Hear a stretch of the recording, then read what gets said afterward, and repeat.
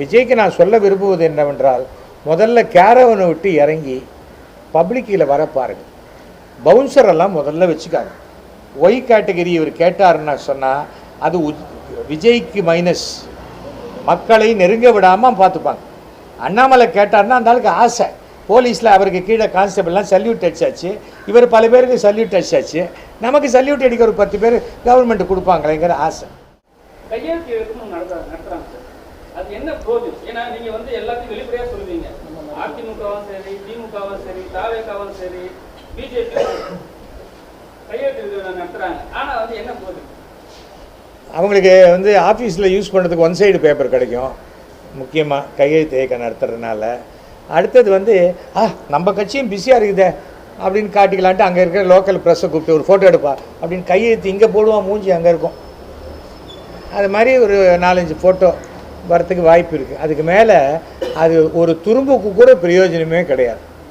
ஞாபகம் இருக்கா? விடுதலை போராளிகளை ரிலீஸ் பண்ணணும்னு 1 லட்சம் கையெழுத்து அனுப்புகிறேன். நாங்கள் கையெழுத்தினால எந்த ஜனாதிபதி ஒரே ஒரு கையெழுத்து போட்டால் போகிறோம், பிரதம மந்திரி ஒரு கையெழுத்து போட்டால் போகிறோம், முதல் மந்திரி ஒரு கையெழுத்து போட்டோம். குப்பை சுப்பை எல்லோரும் சேர்ந்து எதுக்கு கையெழுத்து போடணும்? போட்டு நம்மளும் கையெழுத்து போட்டோம் அப்படிங்கிற ஒரு இது தான். அதுக்கு மேலே ஒன்றுமே கிடையாது. அது வந்து நான் கூட தான் 2 நாள் முன்னாடி போனேன். அது என்னன்னா, அங்கே இருக்கிறவங்களுக்கு என்னுடைய ஆதரவை தெரிவிப்பதற்காக நான் போட்டேன். தமிழ்நாட்டுக்கு இருமொழி கொள்கையே போதும் அப்படின்னு நான் போட்டேன். ஆனால் இந்த குழந்தைகளை பிடிக்கிற பூச்சாடி பிடிக்க வருவாங்க, மிட்டாய் கொடுத்து கூட்டும் போயிடுறது, வேனில் தூக்கின்னு போகிறாங்க மாதிரி குழந்தை பள்ளிக்கூட குழந்தைங்கள்லாம் கையை பிடிச்சி கையெழுத்து போட சொல்கிறது அயோக்கியத்தனம். அது தமிழக பாரதிய ஜனதா பண்ணது மன்னிக்க முடியாத தப்பு. குழந்தைங்களெல்லாம் கையை பிடிச்சி போக்சோ சட்டம்னு ஒன்று இருக்குது. நீ வந்து உங்கள் வீட்டு குழந்தைங்கள ஜாகிரதையாக ஹேண்டில் பண்ணணுன்னு இருக்குது. போகிற பையனை பிடிச்சி இழுக்கிறாங்க, பொண்ணை பிடிச்சி நல்ல எனக்கு பெண் குழந்தைய பிடிச்சி இழுத்த மாதிரி நான் பார்க்கல.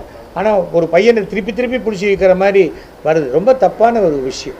தவிர வந்து அரசு பள்ளிக்கூடங்களில் தமிழக அரசு என்ன கொள்கை வைத்திருக்கிறதோ அந்த கொள்கைப்படி தான் நடக்கும். அது தெரிஞ்சு தான் பெற்றோர்கள் அரசு பள்ளிக்கூடத்தில் சேர்க்குறாங்க. அரசு பள்ளிக்கூடத்தில் வந்து டிஏவி ஸ்கூலை விட சிபிஎஸ்சி சிஸ்டத்தோட பிரமாதமாக இருக்குப்பா அரசு பள்ளிக்கூடம் அப்படின்னு யாரும் சேர்க்கலை. தனியார் பள்ளிக்கூடம் சிபிஎஸ்சி சிஸ்டம் என்பது பொதுவாக யாருக்குன்னா அப்பப்போ வெளி மாநிலத்துக்கு டிரான்ஸ்ஃபர் ஆகக்கூடிய பெற்றோர்களுடைய குழந்தைகளுக்காக. அப்போ அது எல்லா மாநிலத்திலும் அதுக்கு ஒரே சிலபஸ். அதுக்காக தான் அதில் சேர்க்கணுமே தவிர அதுக்கு மேலே ஒன்றும் இல்லை. சிபிஎஸ்சி படித்தா ஸ்டேட் போர்டை விட குறைச்சலான மார்க்கு தான் வாங்க முடியும். ரொம்ப ப்ரில்லியண்ட்டாக இருந்தால் தான். ஏன் அத்தனை பேரும் கிளாஸில் அவ்வளோ ப்ரில்லியண்ட்டாக இருக்கணும்? கிளாஸில் அத்தனை பேரும் ஒழுக்கமான மாணவராக இருந்துட்டால் போருமே, சிட்டி நல்லா இருக்கும்ல. நாம் வந்து கல்விக்கு கொடுக்கக்கூடிய முக்கியத்துவத்தை விட ஒழுக்கத்துக்கு முக்கியத்துவம் கொடுக்க வேண்டும். அது நான் என்னுடைய வேண்டுகோள் தமிழக அரசுக்கு, கல்வித்துறை அமைச்சருக்கு என்னுடைய வேண்டுகோள் என்னங்கிறது நான் சொல்கிறேன்னா, வாரத்துக்கு ஒரு நாளாவது ஒழுக்கத்துக்கு பற்றிய ஒரு கிளாஸ் மாணவர்கள் நம்ம எடுக்கணும். அது எடுத்தால் தான் மாணவர்கள் ஒழுக்கமான மாணவர்களாக இருக்கணும். அதே சமயத்தில் ஒழுக்கம் குறைந்த ஆசிரியர்கள், இப்போ அன்றைக்கி போக்சோ சட்டத்தில் யாரோ அரெஸ்ட் பண்ணான்னாங்க, சிறுமிகிட்ட இது பண்ணார் இந்த ஆசிரியருங்க, அவர்களை பணிமாற்றம் செய்வதோ சஸ்பெண்ட் பண்ணுவதோ கூடாது. அவங்கள டிஸ்மிஸ் பண்ணிடணும். ஏனென்றால் ஒரு கல்வியை போதிக்கக்கூடிய ஒரு ஆசிரியரே இவ்வளோ தப்பாக நடந்துக்கிட்டால் அவங்க மிக கடுமையாக தண்டிக்கப்பட வேண்டுங்கிறது இது. ஆனால் இப்போது தமிழக பாரதிய ஜனதாவுடைய செயல்பாடுகள் எல்லாமே கோமாளித்தனமாக இருக்குது. அதாவது கூத்து ஒரு சர்க்கஸ் சீரியஸாக நடக்கும்போது நடுவில் வந்து கோமாளி வந்து ஜம்ப் பண்ணிட்டு போவோம். அது மாதிரி தான் அண்ணாமலை. எதுக்கு அவர் வாயை திறந்தால் போய் செருப்பு போட்டுக்க மாட்டேன் இனிமேல் அப்படிங்கிறது, அப்புறம் ஷூ போட்டுன்னு போகிறது, அப்புறம் இல்லாட்டா கால் தெரியாத எடுக்க ஃபோட்டோ அப்படிங்கிறது, இல்லாட்டா அந்த டேபிளுக்கு கீழே ஒரு துணியை போட்டு மறைச்சிக்கிறது. என்னத்துக்கு? யார் ஒன்று கேட்டாங்க? இந்தியாவில் செருப்பு போடாதவங்க எத்தனை பேர் இருக்காங்க? கொதிக்கிற தார் ரோட்டில் வெறும் காலோடு நடந்து போகிறோம் இருக்கான். என்ன பெரிய நீ செருப்பு போடலன்னு என்ன ஆகிடும்? இதெல்லாம் சும்மா ஏமாத்து வேலை. நிறைய பேர் சொல்லுவாங்க அண்ணாமலை வந்து பாஜக தலைவராக இருக்கக்கூடாது. எனக்கு பொறுத்த வரைக்கும் அண்ணாமலை அரசியலே இருக்கக்கூடாது. அரசியலுக்கே தகுதி இல்லாத ஒரு ஆள் தான் அண்ணாமலை. எந்த எந்த எந்த கட்டுப்பாட்டுக்குள்ளேயும் வராத ஒருத்தர். யாரை வேணா இவர் வந்து விஜய்க்கு அட்வைஸ் பண்ணுறார். இவரே டெபாசிட் போன எத்தனை இந்த 40 சீட்டில் எத்தனை இடத்துல டெபாசிட் போச்சு? நான் சொன்னேன் 40 சீட்டும் தோக்கும் பிஜேபின்னு. அப்போ எல்லாரும் அண்ணாமலை என்னமோ அண்ணாமலைக்கு நான் என்னமோ எதிர்னாங்க. என்ன பூத்தை வளர்ப்பதற்கு உண்டான எந்த முயற்சியும் எடுக்காத எந்த கட்சியும் வராது. இதோ இன்னைக்கு ப்ரோ அப்படின்றார் நம்ம விஜய். அவரால் ஒரு இஃப்தார் நோன்பை கூட ஒரு ப்ராப்பராக ஆர்கனைஸாக பண்ண முடியல. என்ன பண்ணியிருக்கணும்? இஃப்தார் நோன்பு நடத்துறதுனா முஸ்லீம் தலைவர்களுக்கெல்லாம் கொடுத்துட்டீங்கல்ல, கட்சிக்காரங்க நீங்கள் வராதிங்க, இன்னொரு ஹாலில் போடுங்க. அங்கே கட்சிக்காரர்களுக்கு அதோ அவருடைய அட்வைசர் இருக்கார் இல்லையா, பாண்டிச்சேரியில் 3-4 சந்தில் நின்று ஜெயிச்சார் குஷி ஆனந்த், அவரை வச்சு அங்கே நடத்திட்டு இவர் தொப்பி போட்டுக்கிட்டு குல்லா போட்டு எனக்கு புரியவே இல்லைங்க. ஒரு நான் கூட 2 இஃப்தார் விருந்துக்கு எடுத்துக்கிட்டேன். நானாக தான் இதே விபூதி குங்குமத்தோடு போனேன். அந்த நோம்பின் முறையை அதை நான் வந்து பாராட்டுறேன், அதை மதிக்கிற மாதிரி போகிறேன். நான் உடனே அப்படியே நான் முஸ்லீமாக மாறி போகணும்னு முஸ்லீமும் நினைக்கல, அவங்க நம்பவும் மாட்டாங்க. நம்ம ஏன் பண்ணணும்? அப்போ சுனத்களை எதுக்கு போகிறோன்னா என்ன பண்ண முடியும்? ஃபஸ்ட் ஆஃப் ஆல் நம்ம எல்லாத்துலேயும் நாம மாற முடியாதுங்க. நாம இருக்கணும், ஆனால் எல்லோருடையும் அனுசரித்து போகணும். அதுதான் சமுதாயம். எங்கள் பக்கத்து வீடு முஸ்லீம், அதோ எய்த்த வீடு கிறிஸ்டின், இதோ இந்த வீடு கிறிஸ்டின், அப்புறம் அதுக்கு அடுத்த வீடு முஸ்லீம். பிரியாணி எங்கேருந்து வரும்? நான் பிரியாணி சாப்பிட்றேன் இல்லையோ, எங்கள் வீட்டில் பிரியாணி சாப்பிட்ற இருக்காங்க, ஒர்க் பண்ணுறாங்க, அவங்களுக்கு கொடுக்குறேன். ஐயோ பிரியாணிலாம் இங்கே கொண்டாதீங்க சொல்ல மாட்டேன். ஏன்னா அது அன்பால் கொடுக்கப்படுகிறது. எனக்கு பிரியாணி கொடுக்க வசதி இருக்குதுன்னு கொடுக்கல அவங்க. ஏன்னா அவங்க வீடு என்ன விலையோ அதே விலை தான் இந்த வீடு 16 கோடி ரூபா. அதனால் அவங்க வசதிக்காக கொடுக்குறேன். ஒரு நட்புக்காக கொடுக்கும்போது அதை மதிக்க தெரியும். நான் தான் சொன்னேன், நான் வெஜிடேரியனாக இருந்தால் கூட என் பக்கத்தில் இருக்கிறவங்க நான் வெஜிடேரியன் அசைவம் என்ன அசைவம் சாப்பிட்றவராக இருந்தாலும் அவர் பக்கத்தில் உட்காந்து என்னால் இட்லி வடகரி சாப்பிட முடியும். அது என் மனோபாவம். பஸ்ஸில் போகலையா, ஏன் வெஜிடேரியன் மட்டும் பஸ்ஸில் இருங்கப்பா, யாராவது ஏப்பம் விட்டா எனக்கு பிரச்சனையாக இருக்குது அப்படின்னா அவன் தான் இறங்கி போகணுமே தவிர அவன் மற்றவங்களை சொல்கிறதுக்கு எந்த ரைட்ஸும் கிடையாது. சமுதாயத்தில் நம்ம எல்லாரோடையும் சேர்ந்து வாழ பழகிக்கணும். அதில் ஃபெயில் ஆகிருக்கேன். அதில் கட்சிக்காரங்களையும் உள்ளே விட்டு யார் இவர் போய் இன்வைட் பண்ணாங்களோ அவங்கள உள்ள விட.